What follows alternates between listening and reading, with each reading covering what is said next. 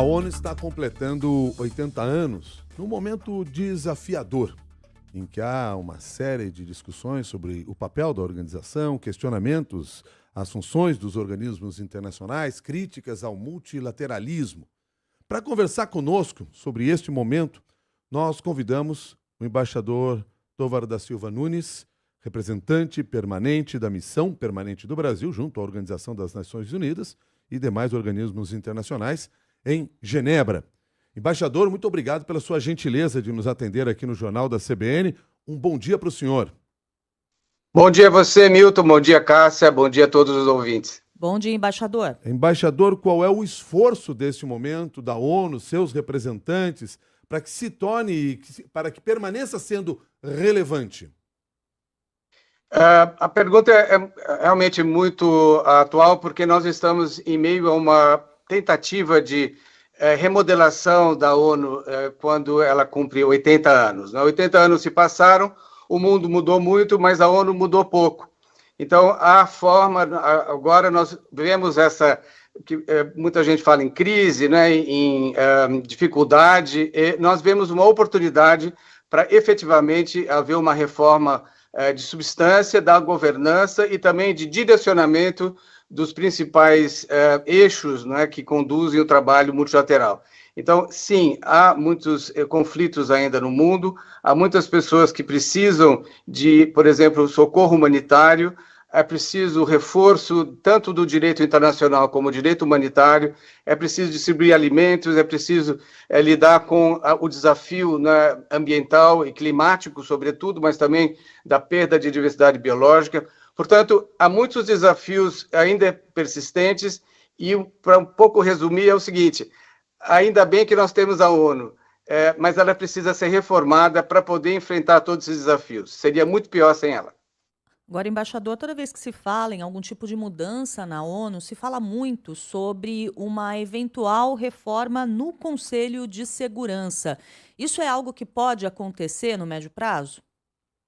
Veja, nós aqui em Genebra temos uma experiência diferente de Nova York. Nós, no fundo, herdamos da falta de consenso que possa existir no âmbito do Conselho de Segurança várias crises. Então, um problema, por exemplo, que não é bem resolvido do ponto de vista da paz e segurança em Nova York, aterrissa aqui em Genebra como uma crise humanitária, de direitos humanos ou uma violação do direito internacional. E, não raro, outros problemas são gerados, né? Por exemplo, a falta de atendimento em saúde, a falta de apoio alimentar, enfim, a insegurança alimentar e, obviamente, as crises todas do meio ambiente e da dificuldade do desenvolvimento sustentável. Então, nossa expectativa em Genebra é que essas questões de paz e segurança sejam resolvidas com uma reforma da estrutura de governança das Nações Unidas, sobretudo em Nova York. Vou dar um exemplo. Direitos humanos, aqui em Genebra existe o Conselho, né? É um órgão super efetivo e eficaz.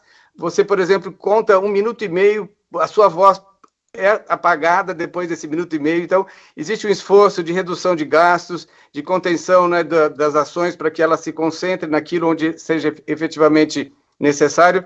Mas é um conselho que opera como um órgão subsidiário de Nova York, né, da Assembleia Geral, de maneira que, obviamente, não há nenhuma autonomia, nós não podemos fazer nenhum diálogo, por exemplo, efetivo aqui, fora do calendário estabelecido em Nova York, por causa disso. E, como eu disse, quando há o sistema atual de veto e a composição do Conselho de Segurança, obviamente, não conduz com a realidade do mundo hoje. Não houve uma série de países que se emanciparam ao longo desses 80 anos.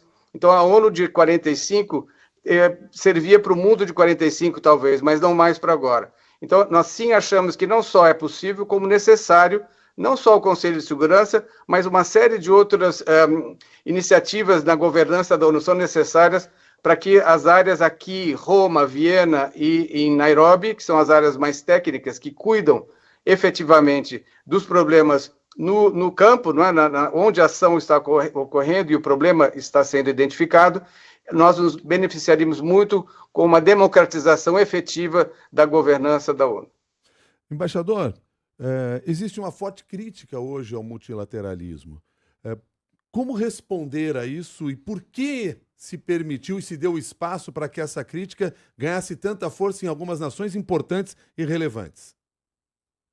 Bom, eu acho que existe também essa falta de confiança no sistema multilateral e na ONU, por conseguinte, eu acho que é fruto também de uma falta de conhecimento do valor que ela tem. Então, eu acho que é um caminho para ser feito, não é? As pessoas julgam sem conhecer, e eu acho que é natural, quando elas não têm conhecimento da ação multilateral, da importância do espaço multilateral de composição, né, de interesses e de resolução de conflitos, fica muito fácil criticar, não sei para que serve, não é? Então, toda vez que há digamos, essa falta de conhecimento, esse déficit de conhecimento sobre a importância, existe, então, uma falta de apoio a essa ação multilateral. Eu acho que falta um espaço para que todo cidadão perceba o valor dessa ação multilateral. Por exemplo, toda vez que há um desastre natural, se as pessoas soubessem que se não fossem os órgãos que possam vir em socorro, né, da população que mais precisa, mais vulnerável, são as pessoas, normalmente são as mulheres, no fundo, né, são as pessoas mais pobres, são as populações ribeirinhas. Então, essas pessoas não teriam o socorro hoje que a ONU pode dar pelos seus órgãos, tanto na parte de desastre, por exemplo, de retirada de escombros, recuperação, né, de espaço e também salvar vidas, levar água, levar alimentos para essas pessoas. Isso é um trabalho humanitário que hoje se faz graças a esse espaço multilateral. Mas ele é dado ele é considerado algo que já existe, então, e não é valorizado. Então, eu acho que precisa, sim, de um esforço de informação para que as pessoas efetivamente saibam o que a ONU faz, e para onde vai o esforço diplomático e também os recursos, para onde eles vão, para que as pessoas se convençam de que efetivamente nós temos que não só preservar, sim, melhorar, aperfeiçoar, mas manter um sistema multilateral vivo e ativo.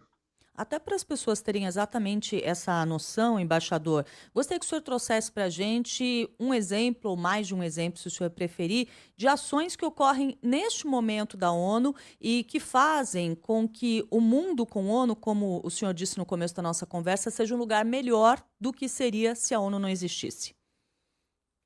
Eu acho que o trabalho, por exemplo, e não é de Genebra, é de Roma, o trabalho do Fundo Mundial de Alimentos, vinculado à FAO, é um trabalho...